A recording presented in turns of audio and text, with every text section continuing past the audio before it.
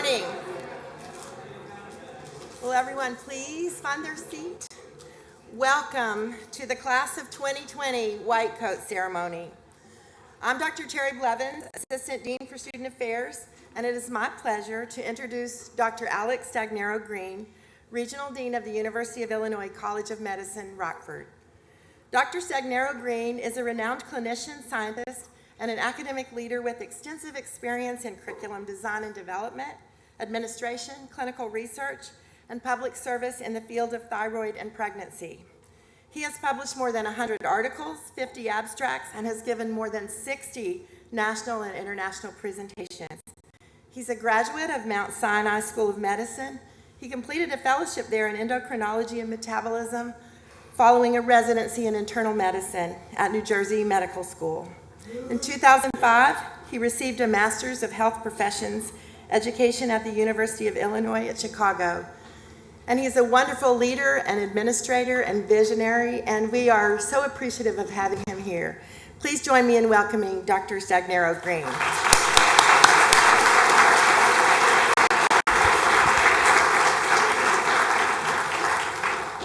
Well, good morning and welcome. Wow, it's great to see everybody here and the room all filled. I also want to send a special welcome to our two colleagues from Urbana who taught our students, and you could hear the uproar, which shows you the power of the mentor and how wonderful mentors are, that they would take that time.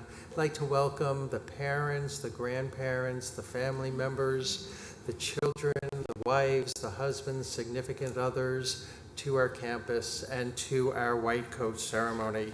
And the White Coat Ceremony is a fantastic ceremony, started some time ago by Arnold Gold and his wife, Dr. Sandra Gold, in New York City, and continues to expand. And I decided that I was going to take this prerogative of having all the families here and having all the students here to talk about the campus. Because when I thought about it this week, I realized that as friends, family, parents, loved ones of our students, especially those that don't live very close to campus, you're not going to have that many opportunities to learn what we're all about. So I am going to give you what might even be considered a lecture, right? It'll be tested on afterwards. If you don't pass, you don't get food, right? There's all these things. No, and in fact, this will be a very relaxed, very quick walk through what this campus is about. And what I found since coming to Rockford is that many people in the community really didn't understand what we are as a campus and what we do not only locally and nationally, but our impact internationally.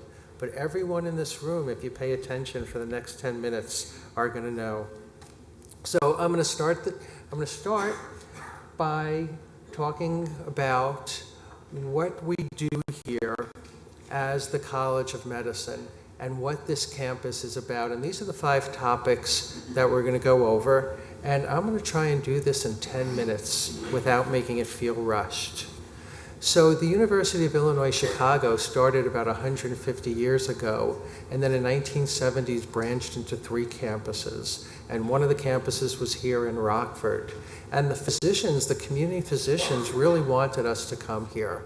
So there was a groundswell from the community, and there was a recognition in the state that downtown, or I guess it's called downstate Chicago, did not have enough physicians, meaning anything outside of Chicago, and especially in the rural areas. So our campus opened up in 1972, and historically this was a facility that took care of individuals with tuberculosis. So there's a long history of medicine and medical care.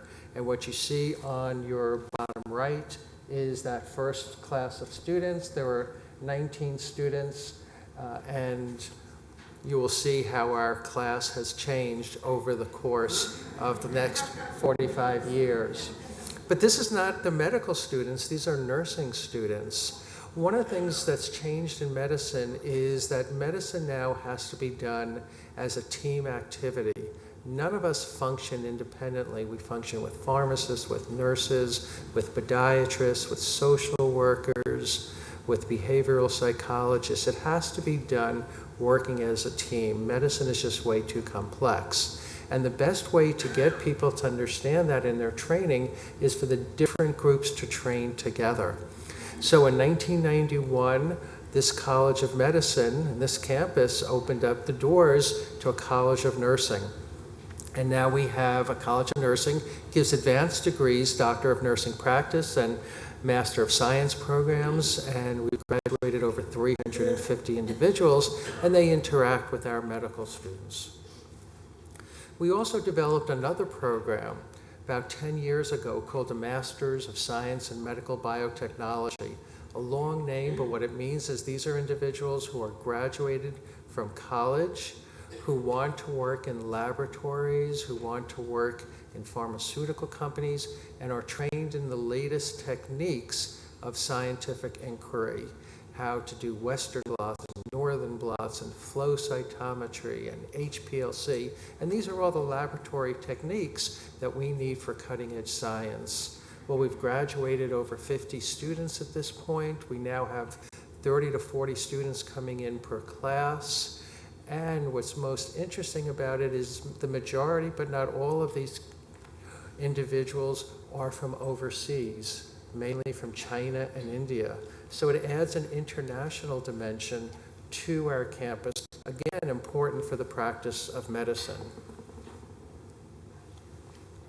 And then finally, in 2011, we had a major expansion. Some of you may have walked through this area yet, but if you won't, you will before the end of the day. We added 58,000 square feet of incredible teaching and educational space, all green certified, and that allowed us to bring a pharmacy school. And so we have a pharmacy school here. It's a doctor of pharmacy, or a PharmD. They graduate between 35 and 50 students per year, and once again they interact with the medical students, the nursing students, the master's students. So what we've become is an academic health science center. My hope as time goes on, we can even add to this, and we're having very preliminary discussions about adding a dental school and maybe certain behavioral health professions. Very exciting. Education. So you saw the picture of the first graduating class in 1975. I don't think this was last year's class. It might be the year before. So right now we have graduated 2,000 physicians. Think about it, 2,000 physicians since 1972 at this College of Medicine. They go all over the country for their training, but over half of them come back and work within the state of Illinois, and we have 250 to 300 who work within Rockford and Winnebago County. I would dare say that the vast majority of individuals who live in this area are treated by someone who has an association with our College of Medicine. The next time many of you are going to come here is Match Day. If your parents and family haven't heard about Match Day yet, you will hear about it in the next couple of years. The students are all incredibly familiar with it. This is where in their fourth year, March, I guess, of 2020, they will get an envelope, and in their envelope, they're going to find what specialty they're going to go in and where they're going to train for the next 3 to 9 years of their life. We have a large celebration. So on the upper left, we have our class president and her fiance, and it's a very family-oriented event. On the bottom, we have one of our students with his wife and 4 kids. The kids don't seem that interested, but the wife was. And he went into obstetrics, which kind of made sense. Although I thought maybe he should have done pediatrics at this point. And then we have one of our students, and her mom came up, and they opened the envelope together. It's the exciting day. To me, it's actually the most exciting day of medical school, has the most suspense. We also have some really unique programs, and one program is called the RMED, or Rural Medicine Program. And we bring in a third to half of our students. We recruit them from rural Illinois, kind of grow your own. They come here to the Rockford campus, the same curriculum as all the students, plus a little bit extra, with the idea that when they finish, they will go back and work in rural Illinois and address the incredible healthcare shortage that we have in many of our 101 communities. They do lots of different things I'm not going to talk about, but I am going to talk about this guy who's writing The Bull, not just to say that this is one aspect of rural medicine, but that's Mark Meyer, and Mark Meyer is our recruiter. And Mark Meyer goes all over the state and he recruits the students. He was a rodeo rider until he got thrown one day and had a cervical neck injury. And so now he does something even more important. And he is one of those individuals that identifies that next generation of students. And everyone here is Ahmed, knows him well, and I see the heads shaking. He also has a full-time farm, so I learn a lot from him. I'm from Brooklyn, so I'm not very familiar with farms. And he was telling me about raising his sheep and then selling his sheep. So one of these days I'm going to go with him as he does that. And our RMed students have some really interesting experience. This is a no harm on the farm day. And what they do is they go out to a farm about an hour from here and we simulate a tractor rollover, and then the ambulance and the fire come, and even a helicopter rescue. And so this is part of the simulation. We also do a grain silo simulation. And of course, you know who got put in it? Me. Let me tell you, once it gets up to your, I'll say, umbilicus, belly button, there's no way you can get out on your own. And when they put it up to your chest, you could barely breathe. So it was a really fascinating, a little bit unsettling experience. The RMed program has developed national and international repute as being one of the best programs in the world. The countries or the states around the United States use us, and where we work with them happily to teach them how to develop the program. But we were also contacted about 8 years ago by Princess Nirwadawat University in Thailand, saying they wanted to build a RMed type program right on their southern border next to Malaysia, and they wanted us to work with them. And we've done that and successfully helped them build a medical school and work with them to build a hospital. And we were there 2 years ago, and you see us on the bottom right with the president of the university in the middle, and myself and Dr. Glasser on the right, and renewing our memorandum of understanding and keeping those close ties as our legacy of rural medicine continues. And then we have identified another group within our country where there's a real shortage, and that's in the Native American population, where there's an incredible lack of physicians to take care of the Native American population. So we are doing an extension of the RMed program and working with a variety of tribes. Here they talk about the Northern Arapaho and Eastern Shoshone tribes in Northwest Wyoming, which I had the pleasure to go visit. We work with the Karuk tribe in California and all other interested parties throughout the country. And we are now just bringing our students in with a lot of support system. So a lot of attention to different components of the healthcare needs, not just of the state, but of the country as a whole. Research. Despite us being a small campus, there is some incredibly exciting research going on campus, which I just want you to be aware of, because I want you to walk away and get a sense that this is an amazing place, and great things are happening here. And our students have the ability to tap into every aspect of it that they want. So this is a list of some of the research projects we do. I'm just going to focus on one, lymphatic filariasis. That's a parasitic disease, and that's the parasite there in that kind of purplish color. It causes elephantiasis, the very swollen legs that you could see in individuals in third world countries, very disabling, unable to treat, and often socially stigmatizing.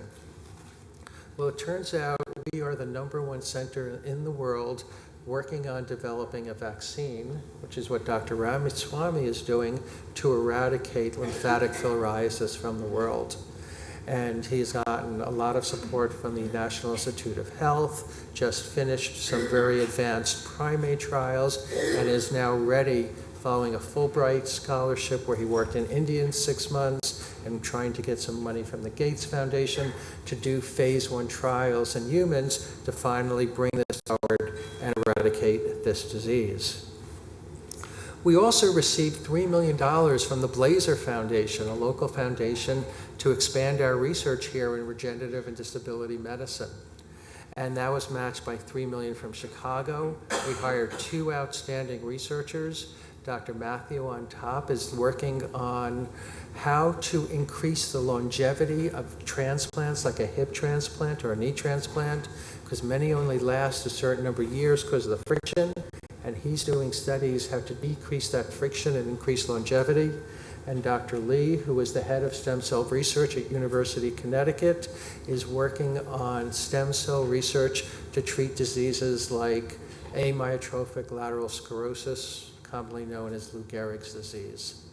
All of these things are opportunities for our students to get involved and work and learn about research and science.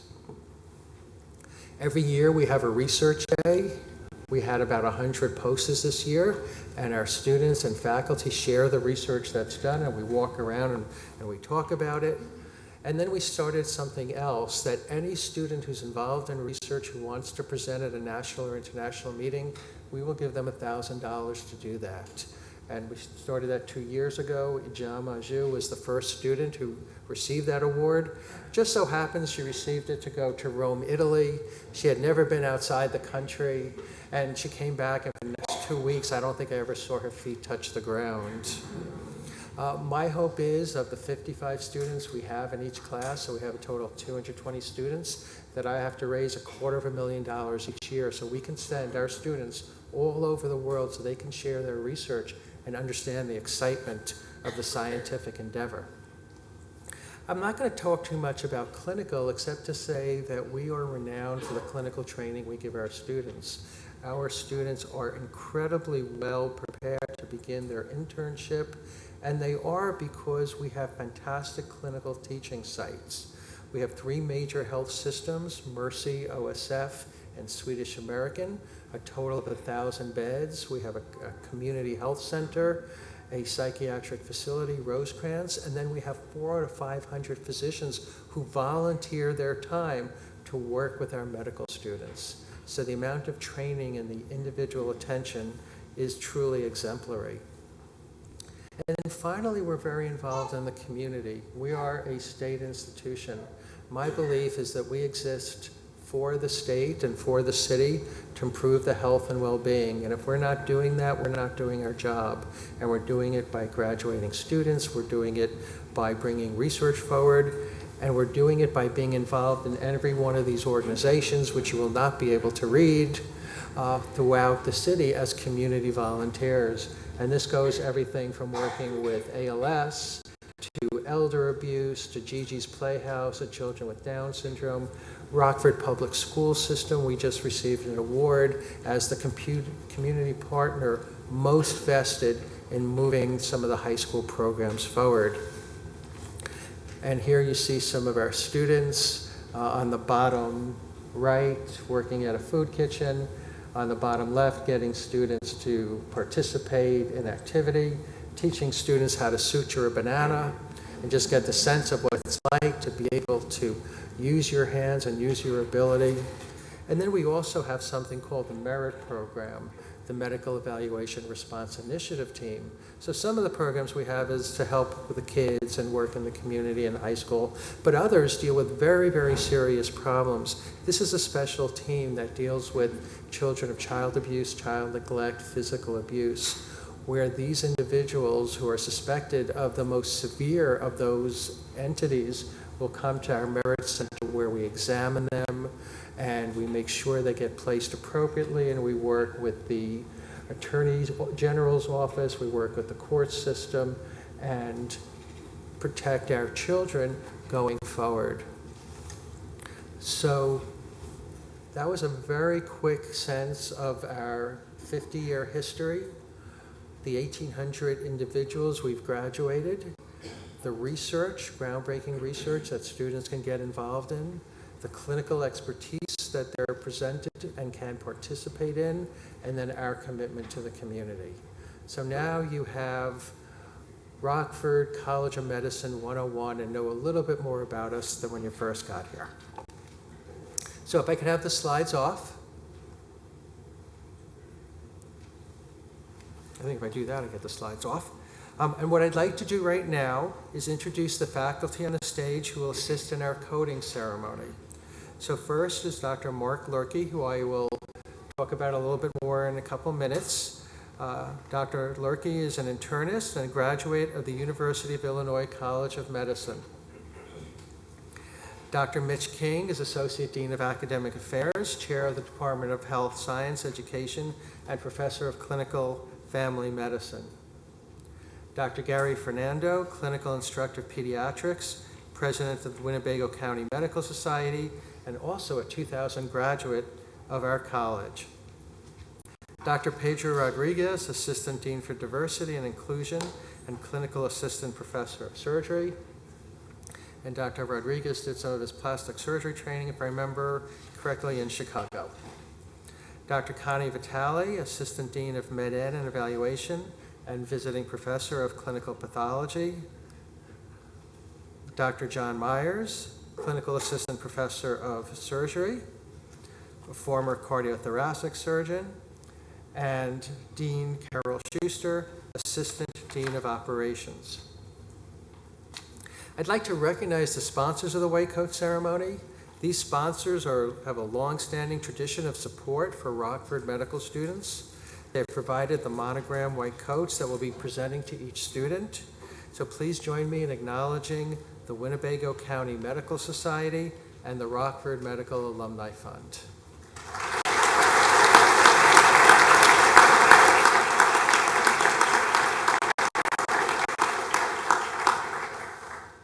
So now it is my honor to introduce our keynote speaker. And Kevin, that's your clue. Perfect. Yeah, that's me. So Dr. Mark Lurkey, a distinguished alumnus of the College of Medicine, Rockford. You didn't expect that one. No. After graduating in '81, he completed an internal medicine internship and residency at Southwest Michigan Area Health Education Center in Kalamazoo. He went on to be a primary care internist in Owatonna, Minnesota for a few years before returning to Michigan for leadership and faculty roles in the internal medicine program and a primary care faculty development fellowship at Michigan State University. His passion for teaching medical students and residents resulted in more than 20 teaching awards, including the 2012 Lifetime Faculty Excellence in Teaching Award. I will tell you, I've met very few individuals over the year who must be so beloved by his students that consistently they pick him out as the most outstanding teacher. In 2020, he became the Internal Medicine Residency Program Director at Western Michigan University, Homer Stryker MD School of Medicine in Kalamazoo. This is a new medical school that's graduating its first students this coming May, where he's also an associate professor and chair of the Department of Medicine. Dr. Lurkey, it's a pleasure to have you here. Thanks so much.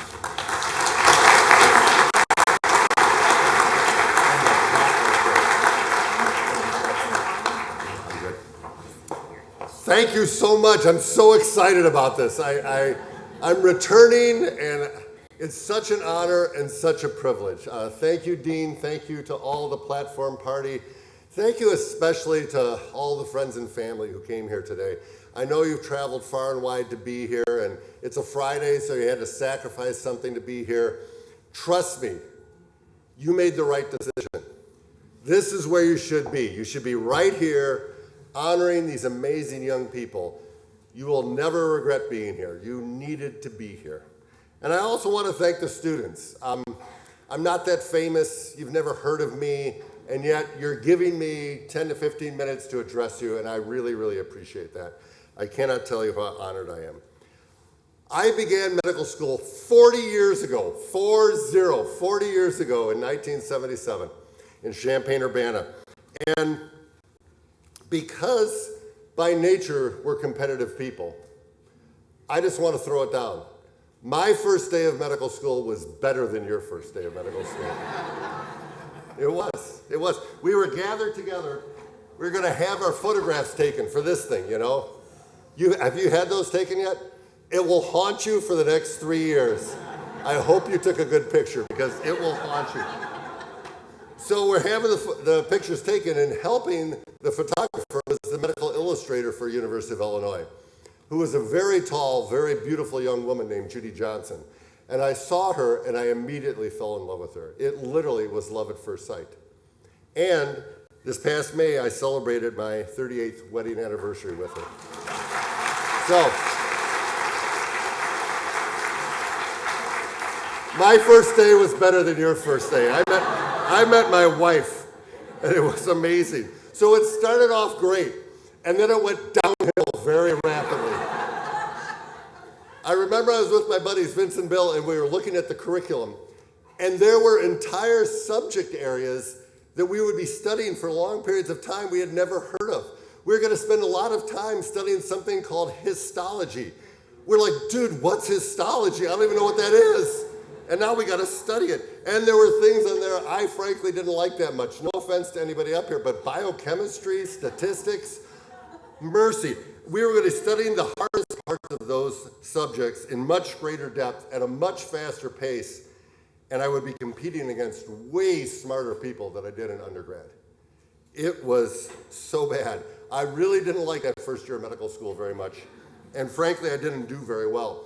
All right, now I know among you, there's 5 or 6 of you probably who just sail through medical school. You don't have to study that hard. You seem to effortlessly do well on every exam. God bless you. I mean that in sincerity. I'm not putting you down. I'm not putting you down. We need people like you. But I'm speaking to other people, all the rest of the class, okay? Right? Because I don't know about you guys, I struggled during medical school. It was so hard. It was so difficult. It made me smile, not just looking at that picture, but to hear myself as a distinguished alumnus. I was not that distinguished when I was in school here. Let me tell you one brief story, okay? We used to have these things called mailboxes where you actually would get mail. It was before computers and email. That's when I existed as a student. And so you used to have to go to your mailboxes, which was up there on the emerald staircase on kind of that hallway, and there would be your name in a mailbox, and you'd have to get physical mail, like real mail. And so I was there emptying my mailbox one time during my 3rd year, and there was a flyer about this honorary society, the Alpha Omega Alpha, the honorary society for academic excellence in medical school. And I read through it, and I thought, hey, this is something I should have on my CV. This sounds pretty sweet, right? So as I was looking at it, the associate dean at the time, Dr. Solaski, was walking by, and I said, because I was so formal, yo, Dr. Solaski, I'm wondering, how do I apply for this AOA thing? I want this on my resume. How do I go about applying for it? And I remember exactly what he said, because as it turns out, really strong emotional experiences enhance the memory and help you remember things. And as it turns out, humiliation is a very strong emotional experience. So I asked him, how do I apply for this AOA? And he said, just like this, he said, no, Mark, you don't apply for it. You need to be nominated. And because even back then I was snarky and didn't respect authority, I said, so Dr. Slasky, do you think I'm going to get nominated? And he said, no, not a chance. So that's your distinguished alumni. For those of you who, like me, struggled during that first year of medical school before they came to Rockford, let me reassure you about 2 things, okay? First, all that really hard basic science, it doesn't always apply to the clinical realm. You don't use all that information all that often. And if there's any of you worried that, oh, I'm going to kill somebody because I can't remember insulin glucose signaling pathways, no, you're going to be okay. It's going to be all right. It's going to be all right. You're going to do just fine. You don't always have to rely on that basic science. It's important because you want to believe in the science. You want to trust it and believe in it. So it is important to know, but you don't use it on the daily, okay? Second thing, these clinical years, and I remember feeling this exactly, these clinical years are a chance to reinvent yourself. They're a chance to remake yourself. If you've been struggling that first year, you can still be one of the best clinical students on campus. And that's how I felt I was going to be. I was going to be one of the best clinical students they had ever seen, even though I had struggled with those basic sciences. And what I have found out in my career is that patients don't really care about your class rank. I've never been asked by one patient, what was your class rank, Dr. Lurkey? Nobody's ever asked me that. Don't get me wrong, competence is really important and really valued. You have to know what you're doing. And one of your jobs over the next 3 years is to learn as much as you can every day so you're as competent as possible. There's no substitute for that. You need to be competent. But what patients and families want is a physician who will work hard for them. They want somebody who will communicate with them, somebody who will answer the questions that they have, and somebody who will advocate for them. That's what they're looking for. And that goes beyond just the clinical stuff. So, when I started my second year in Rockford, when I was sitting in your shoes, I vowed two things. I vowed, number one, nobody was ever going to outwork me. I would come earlier, I would stay later, I would study more, I would work harder than anybody else. And number two, nobody would know their patients better than I did. I would make sure I would go back to my patients over and over and over again, and I would really know them well. That was my vow, and I think I followed through on that. So I remember starting that second year, and I was so excited to be done with those basic sciences, well, Path and Farm, but they apply, right? They apply, it's better. And I was going to be able to do the courses that I was really looking forward to. At some point, I was going to be taking pediatrics. I was so excited. I was going to be doing surgery, OB-GYN, psychiatry, medicine. I could finally apply all those basic sciences to the medicine I would practice. Let me guarantee you of one thing. It's worth it, I promise you. I love this job so much. It has been an absolute joy. It's been an absolute treasure. This is the best job in the world, bar none. It's amazing. Every day has been a gift. And it's a job that's required constant and lifelong learning. There's always new discoveries being made, new diseases, new science, and all of that is thrilling. It's amazing. It's inspiring. But,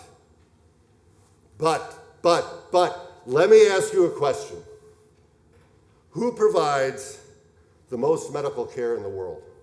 Who provides more medical care than anybody else all over the world?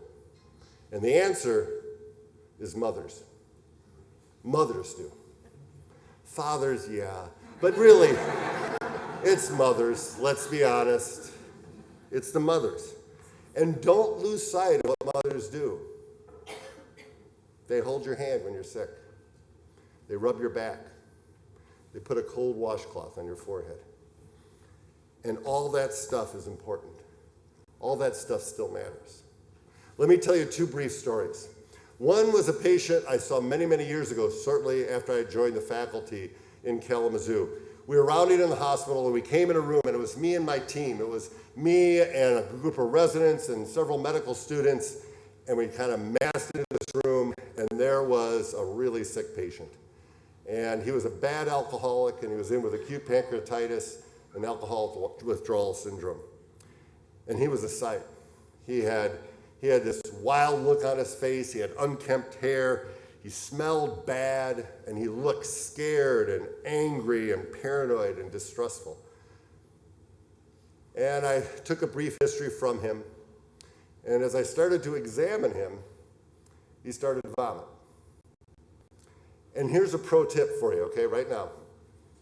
Aside from the story, this is a pro tip for all you students. If you're going in to see a patient and they're having some gastrointestinal upset, always know where the emesis base is and have it within arm's reach. Or that white coat doesn't stay white that long, okay? That's a pro tip.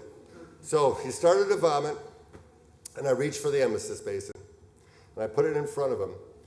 And as he began to vomit, I held his chest hard with one hand, and I put the other hand on his forehead and supported him. And I held him there as he threw up. And the reason I did that is that's what my mom had always done to me when I was a kid and throwing up. And it always made me feel safe and secure and loved and cared for. And so that's what I always do to patients when I'm in the room when they start to throw up. Because that's what my mom did. And it worked like a charm. And after he finished vomiting, I got him some cold water and made sure he rinsed out his mouth. And then I took a cold washcloth and wiped the sweat off his face. And after I did that, the whole relationship changed. The dynamic shifted. He trusted us. He allowed us to care for him. It was a big difference. And I think it was because of that gesture. It was because of that moment. This stuff matters. This mom stuff. It's really important. Second story is a more recent one. Several years ago, I was on the teaching service, and the family brought in an elderly man, and he was confused and rapidly became somnolent and then near comatose. And during the course of his workup fairly early on, we discovered he had a large astrocytoma, a large tumor in his brain that was not going to give him a very good prognosis. And my care for him only lasted a few days. I was only in charge of him for a few days, and then I handed him off to one of my partners who was taking over the hospital service. He was actually in the hospital for several weeks. So after discharge, the family took him home, and we're finally getting to the point where they wanted to discuss withdrawing care. But it was a difficult decision. He was the patriarch of a large farming family, and this was a hard decision for them. So his wife called our clinic and talked to my nurse, Diana, and said, we want Dr. Lurkey to come out and make a home visit and talk about end-of-life care. And Diana looked at his chart and said, well, Dr. Lurkey was only in the hospital a couple days with him. Several of the other doctors saw him more recently and for longer periods of time. Wouldn't you rather have one of them come out and see you? And she said, no, we want Dr. Lurkey, because the first day he came in, he walked over, moistened up a washcloth with some warm water, and took several minutes to clear all the mucus, all the dried mucus out of our father's eyelashes and off of his mouth and lips. We want Dr. Lurkey. This stuff still matters. These things are important to people.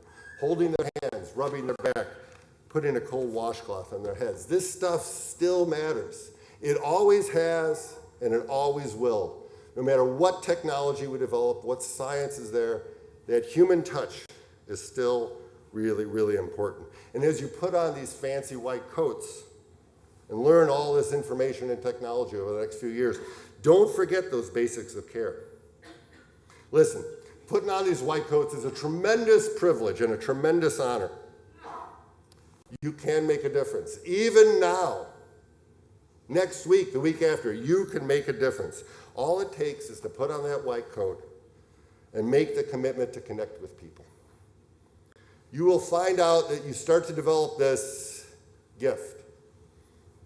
And this gift is what makes this the best job in the world.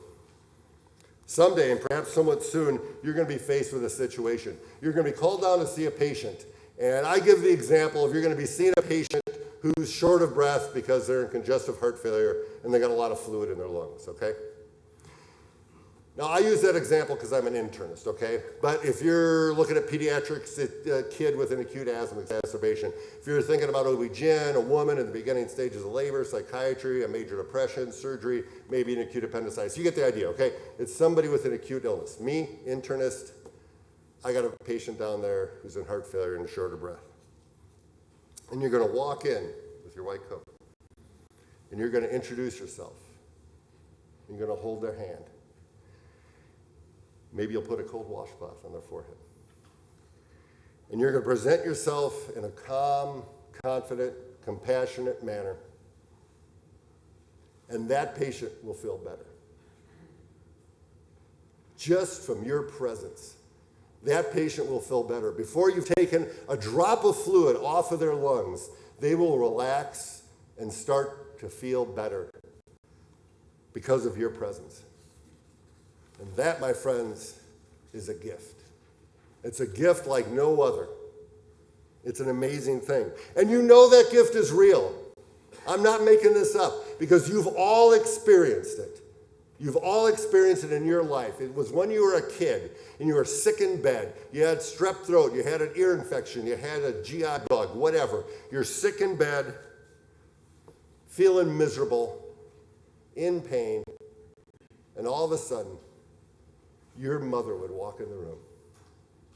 And because of your mother's presence, you would feel better. There wasn't anything medical she was doing. You just felt better because your mom was in the room with you. You know that's true. And now you're going to be able to do that to all your patients. What a tremendous gift that is. And when you do this, when you wear your white coat and practice this gift, your mother will be proud of you. Your father will be proud of you too. I'll be proud of you. Your teachers will be proud of you. This great medical school will be proud of you. Welcome to this amazing profession. Wear that white coat with pride.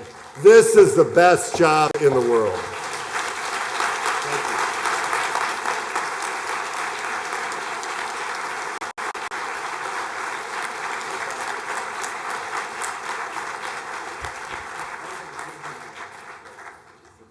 I, for one, really don't care how Dr. Lurkey did in his first year. He is a distinguished member of our faculty, and we are proud of him. And Mark, as you were talking, I was thinking about something that happened this morning. You saw me buzz by with my stethoscope and saying, why is the dean wearing a stethoscope today? Well, we had an employee who got sick and and it might be something serious, and had to rush off to the hospital, and they called me to come see him, and I got my stethoscope, and there really wasn't a lot that I could do for this individual until we got him to the emergency room. And I didn't even think about it, but I put my hand on his back, and I was rubbing his hand, and I was telling him that we're here for him and we're not going to let anything bad happen. And you could see him relax. So that impact of just being there and connecting makes such a difference in the world. Thank you so much, Mark. Thank you. Okay. I missed that. I'll have to see the video. Okay, so the white coats will be presented to the faculty by the upper class students. The faculty will then coat and welcome the class of 2020. I'd like to re-welcome Dr. Blevins to the podium.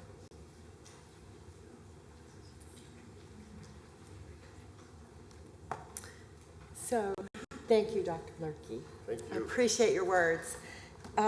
Will the first two rows please stand and line up and come forward when your name is called. Family and friends, please hold your applause until all students are coated. Dean Schuster will be asking the students to sign our teacher-learner agreement, a document which outlines the guiding principles of the profession of medicine: duty, integrity, and respect. They will then come to center stage, and the faculty will give them their coat. Christian Alfonso, Florida International University, Bachelor of Science in Biology from the University of Miami, a Master's of Public Health from Miami, Florida.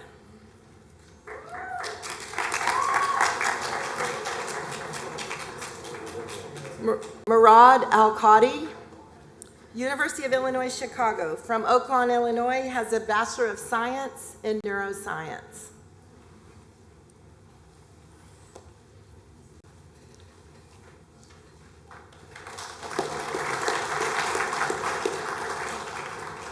Joshua Bauman, Jerseyville, Illinois, University of Illinois, Urbana-Champaign, Bachelor of Arts in Political Science.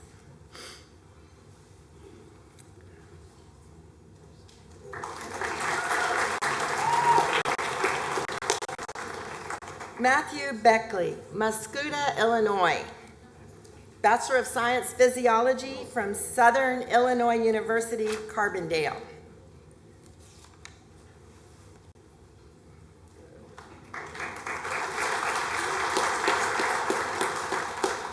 Madeline R. Bell, Ventura, California, Bachelor of Science, Health Sciences, St. Mary's College of California.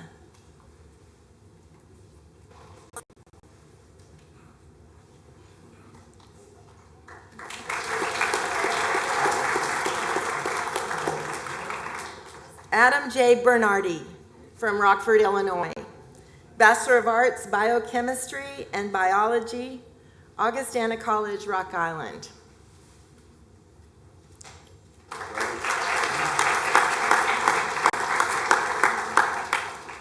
Crystal L. Booker, San Antonio, Texas, University of Houston, Bachelor of Science in Biology and Chemistry.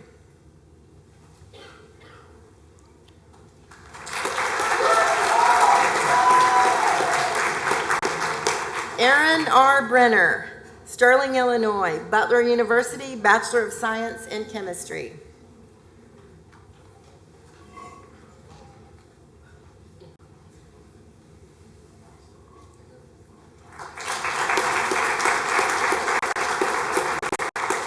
Owen R. Brewer, University of Colorado at Boulder, Bachelor of Arts, Molecular, Cellular, and Developmental Biology from Boulder, Colorado.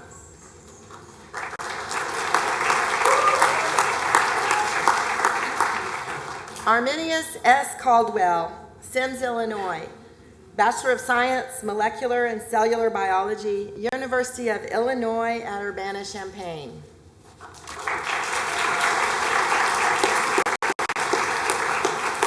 Thank you, Dr. Segnero Green. Will the next row of students please stand, and will Dr. Myers please come to center stage?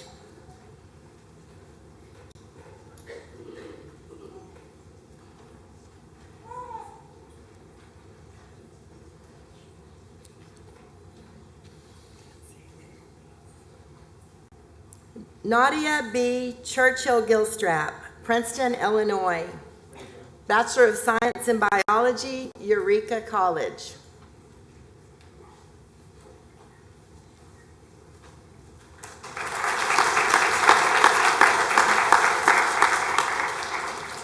Victoria J. Costello, Smithton, Illinois, University of Alabama, Bachelor of Science in Biology.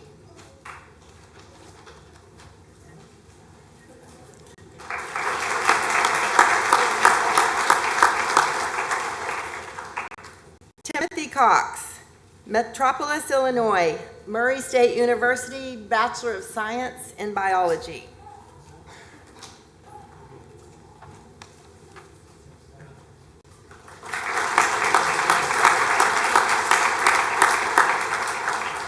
Marissa Davis, Bolingbrook, Illinois, Bachelor of Arts in Biology from Vassar College.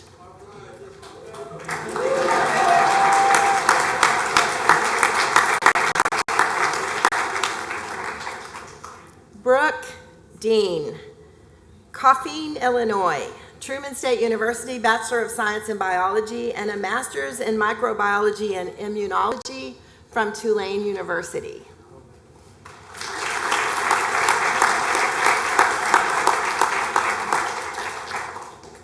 Mary A. DeFrance, Linden, Illinois, Bachelor of Science in Animal Science and Chemistry, University of Illinois, Urbana-Champaign.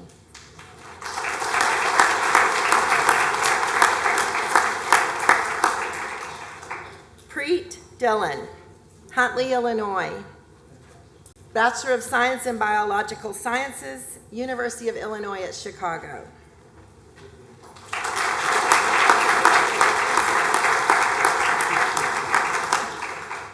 Jose Gallardo Vega, Tampa, Florida, Bachelor of Science, Biomedical Sciences, University of South Florida.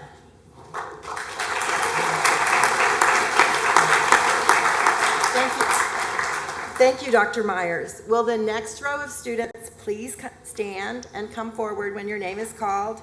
And will Dr. Lurkey please join me at center stage? I'm a hugger this morning.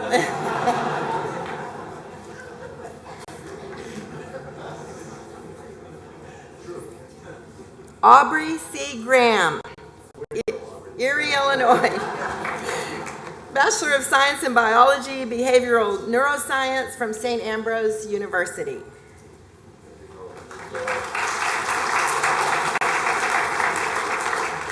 Carly Gridley, Rock Falls, Illinois, Bachelor of Science, Molecular and Cellular Biology, University of Illinois, Urbana-Champaign.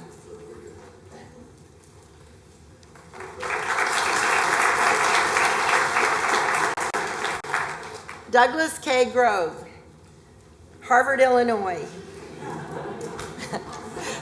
Bachelor of Science, Biomedical Sciences, Southeast Missouri State University.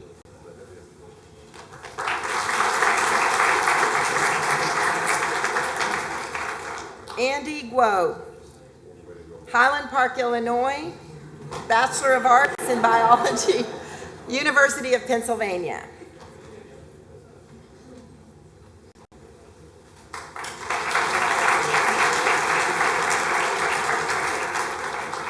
Neely Harris, Pana, Illinois, Olivet Nazarene University, Bachelor of Science in Biology.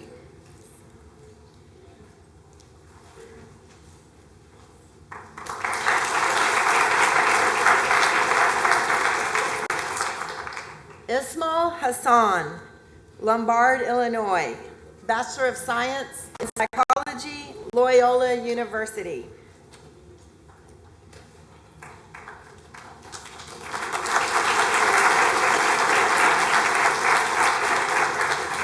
Aaron M. Hinckley, Litchfield, Illinois, Bachelor of Science in Biochemistry from North Central College and a Master's of Public Health from Washington University in St. Louis.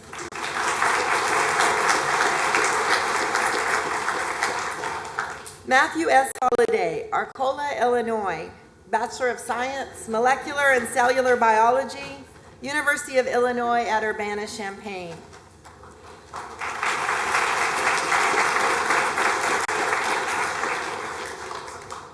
Mohammed Elias, Hanover Park, Illinois, Bachelor of Science, Molecular and Cellular Biology, University of Illinois, Urbana-Champaign.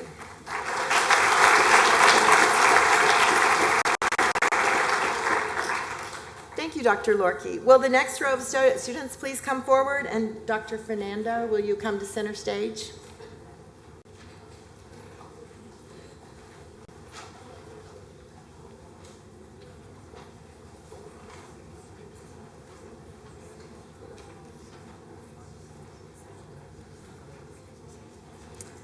Sadia Jabbar, South Elgin, Illinois, Bachelor of Arts in Psychology, University of Illinois, Chicago.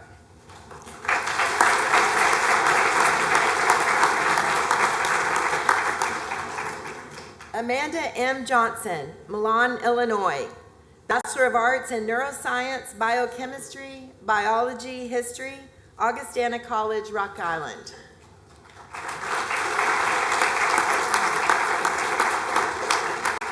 Tyler E. Johnson, Galva, Illinois, Bachelor of Arts in Biology from Augustana College, Rock Island, and a Master's in Biomedical Science from Midwestern University.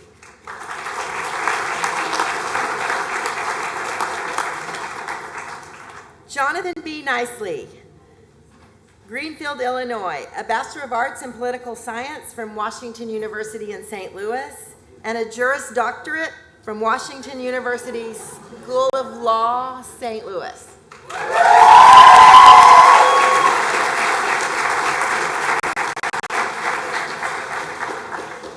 Gabrielle Kuhn, Marshall, Illinois, Bachelor of Science in Biology from Illinois College, and an Associates of Science in Biological Biomedical Science from Vincennes University.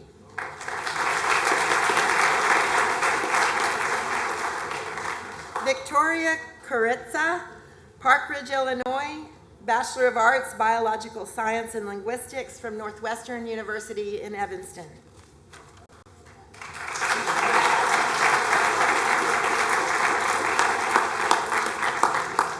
Brittany Lala, Great Falls, Virginia, Bachelor of Arts in Neuroscience and Biology, University of Southern California.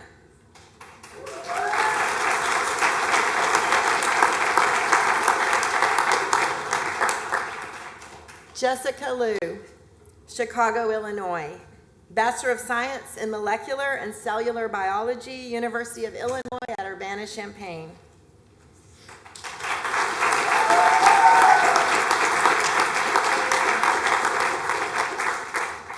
Janelle M. Mathis, Chicago, Illinois, Bachelor of Science in Biology from the University of Illinois, Springfield.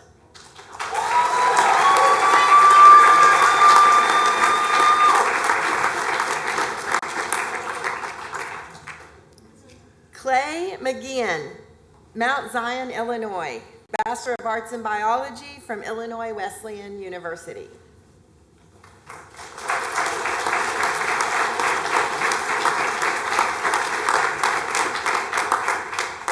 Eleanor Meisner, Richmond, Illinois.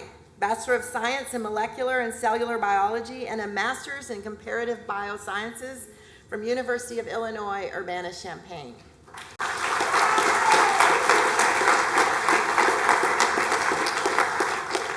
Thank you, Dr. Fernando. Will the next row of students please stand, and Dr. Vitale, will you step forward?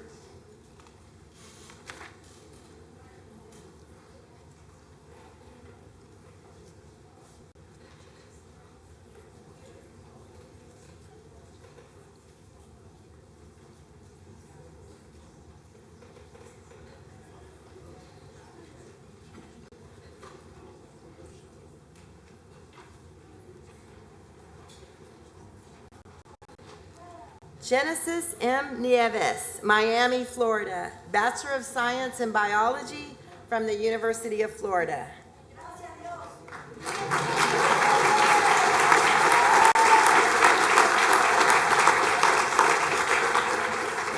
Tejasvi Niranjan, Randolph, New Jersey. Bachelor of Science in Cellular and Molecular Biology and a PhD in Molecular Biology and Human Genetics from Johns Hopkins University.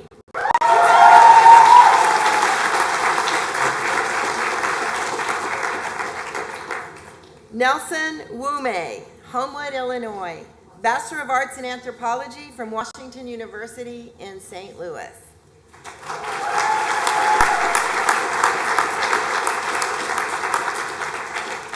Michael Obregon, Orland Park, Illinois. Bachelor of Science in Biology from Loyola and a Master's in Microbiology from the Illinois Institute of Technology.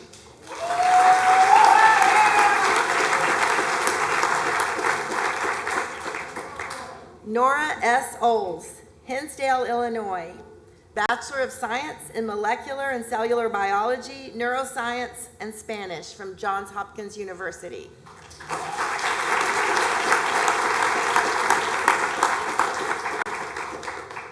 Kyle J. Osborne, Galesburg, Illinois. Bachelor of Science, Interdisciplinary Health Sciences from the University of Illinois, Urbana-Champaign.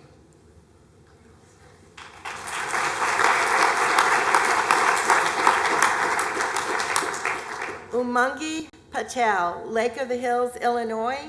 Bachelor of Arts in Cognitive Science and Biological Sciences from Northwestern University, Evanston.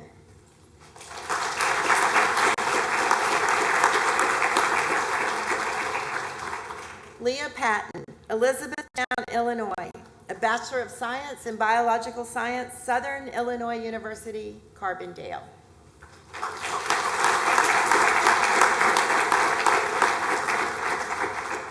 Juan Peñaloza, San Jose, California. Bachelor of Science in Biochemistry and Molecular Biology from the University of California, Davis.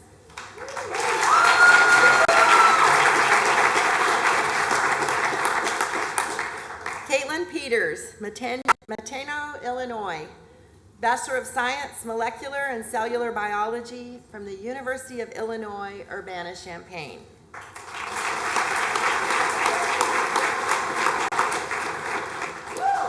Jason A. Fung, South Barrington, Illinois. Bachelor of Arts in Biology and Mathematics, Northwestern University, Evanston.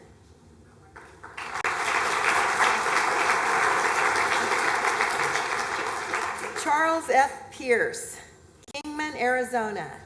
Bachelor of Arts in Biology from the University of Chicago and a Master's in Physiology and Biophysics from Georgetown University.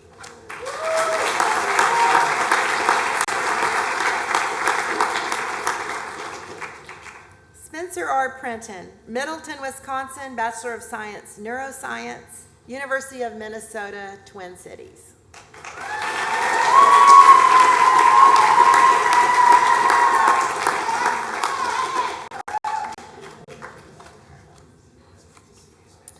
Thank you, Dr. Vitale. Will Dr. Rodriguez please come to the center stage? And will the next row of students please come forward?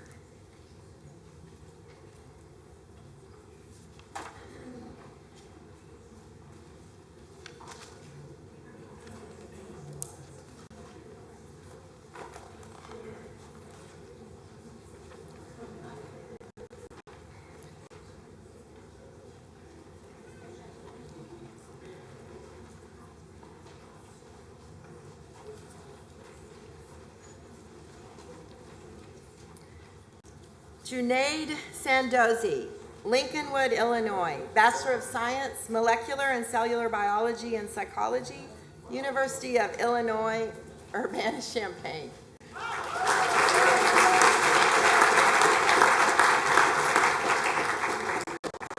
Leroy J. Seymour, Avon, Indiana, Bachelor of Arts, Biology.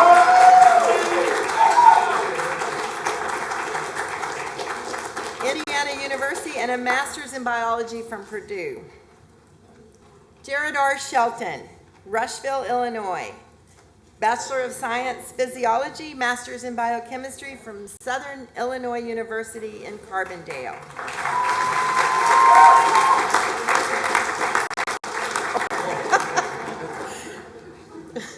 Jonathan J. Silva, Aurora, Illinois, Bachelor of Science Integrative Biology, University of Illinois, Urbana-Champaign.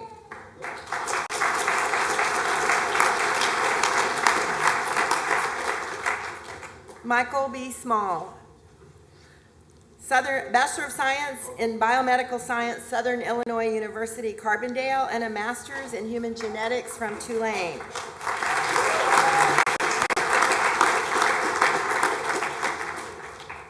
Derek M. Sonnenberg, Maryville, Illinois, Bachelor of Science in Chemistry from St. Louis University, and a Master's in Biochemistry, Southern Illinois, Edwardsville.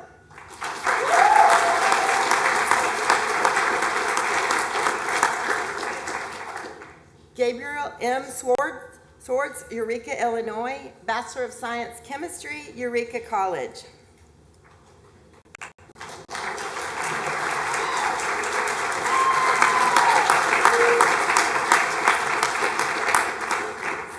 Armand Tadillon, Hoffman Estates, Illinois, Bachelor of Science Biology, University of Illinois, Chicago.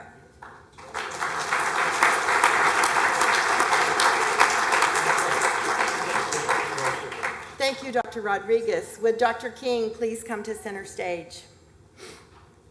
Christina Tai, Wilmette, Illinois, Bachelor of Arts, Biology and Biochemistry, Washington University, St. Louis.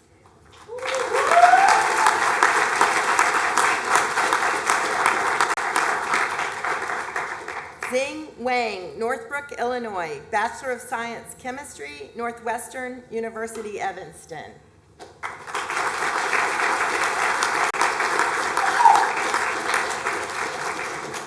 Troy D. Watson, Pontiac, Illinois, Bachelor of Science Biology, Olivet Nazarene University.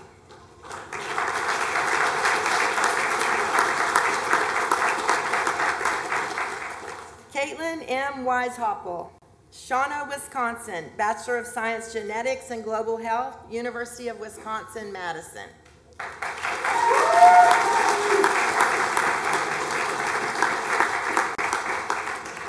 Carolyn Wong, Lincolnwood, Illinois, Bachelor of Science, Molecular Biology, Loyola University in Chicago.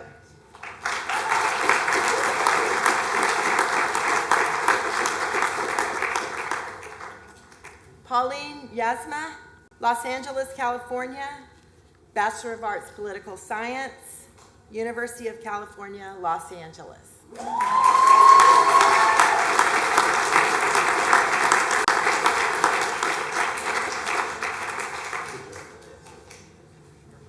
Please join me in once again congratulating the class of 2020 and welcome to the University of Illinois College of Medicine, Rockford.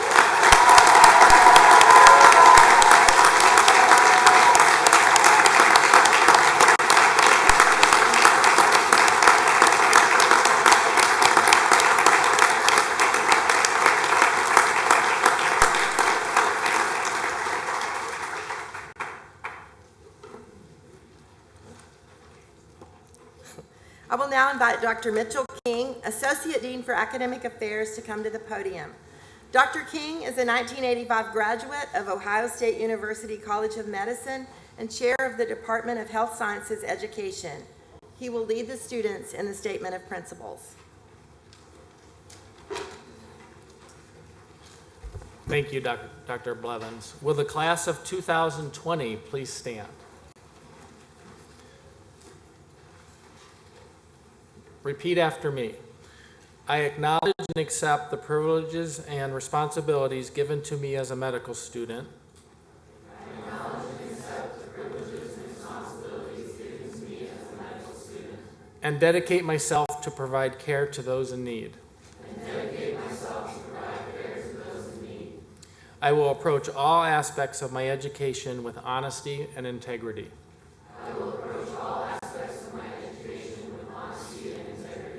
I will welcome opportunities to learn from my patients, teachers, and colleagues.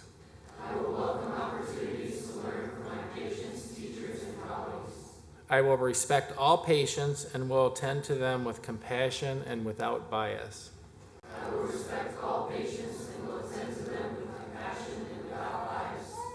I will maintain patient confidentiality and be tactful in my words and actions.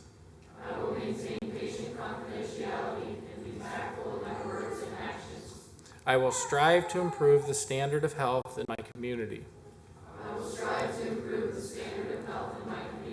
And to increase health care for the underserved. Recognizing the privileges afforded to me as a physician in training,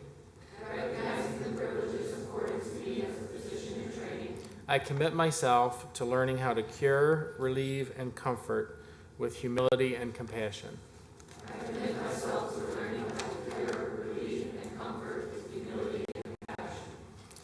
You may sit down.